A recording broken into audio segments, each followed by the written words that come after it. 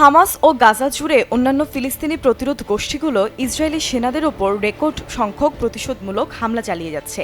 দীর্ঘদিন অবরুদ্ধ থেকে ইসরায়েলি সেনাদের তীব্র অভিযান সত্ত্বেও প্রতিরোধ গোষ্ঠীগুলো আরও শক্তিশালী হয়েছে।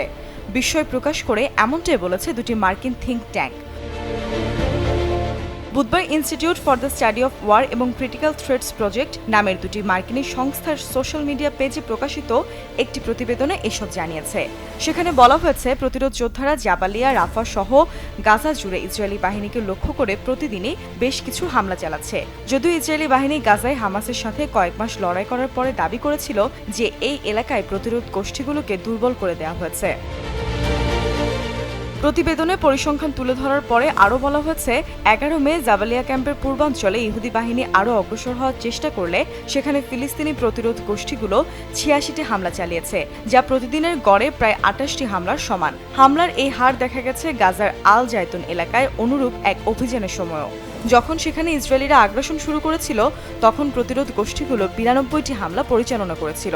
এই সংখ্যাটি 9 দিনের সময়কালের গড়ে প্রায় 10টি হামলা।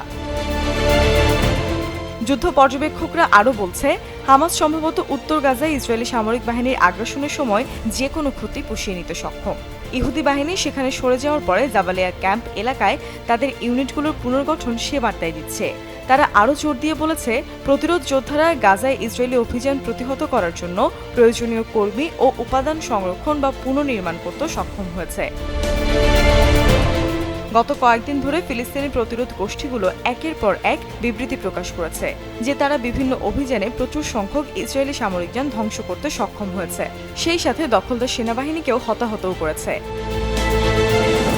1948 সালের নাকবা বা মহাবিপর্যয় দিবসের পরে বাস্তুচ্যুত হওয়া ফিলিস্তিনিদের নতুন ঠিকানা হয় জাবালিয়া ক্যাম্পটি। এখন এটি গাজা উপত্যকার বৃহত্তম শরণার্থী শিবিরে পরিণত হয়েছে। ওই বছর তাদের আদিভূমি থেকে ফিলিস্তিনিদের বাস্তুচ্যুতিতে রাতারাতি প্রায় 7.5 লাখ ফিলিস্তিনিকে আজীবন শরণার্থীতে পরিণত করেছিল। গত বছরের অক্টোবরে শুরু হওয়া গাজা উপত্যকায় ইসরায়েল হামাস সংঘাত শুরু হওয়ার পর থেকে ইসরায়েলি বাহিনী জাবালিয়া ক্যাম্পে বেশ কয়েকটি হামলা চালিয়েছে। তাদের তীব্র বোমাবর্ষণ ক্যাম্পটিতে মানবেতর পরিস্থিতির সৃষ্টি করে। চলতি বছরের ফেব্রুয়ারির শুরুর দিকে ইসরায়েলি বাহিনী এই ক্যাম্প থেকে অভিযান প্রত্যাহার করে দাবি করে যে তারা উত্তর গাজায় হামাস যোদ্ধাদের নির্মূল করেছে। অন্যদিকে সম্প্রতি ইসরায়েলি বাহিনী জাবালিয়া ক্যাম্পের বাসিন্দাদের অবিলম্বে সরিয়ে দেওয়ার নির্দেশও দিয়েছে, কারণ সেখানে তারা হামাসের বিরুদ্ধে অভিযান শুরু করার প্রস্তুতি নিচ্ছে। গত 7 অক্টোবর থেকে গাজার বিভিন্ন স্থানে নির্বিচার বিমান হামলা চালিয়ে যাচ্ছে ইসরায়েলি বাহিনী। তাদের এসব হামলায় এখন পর্যন্ত 35,000-এরও বেশি ফিলিস্তিনি নিহত হয়েছে।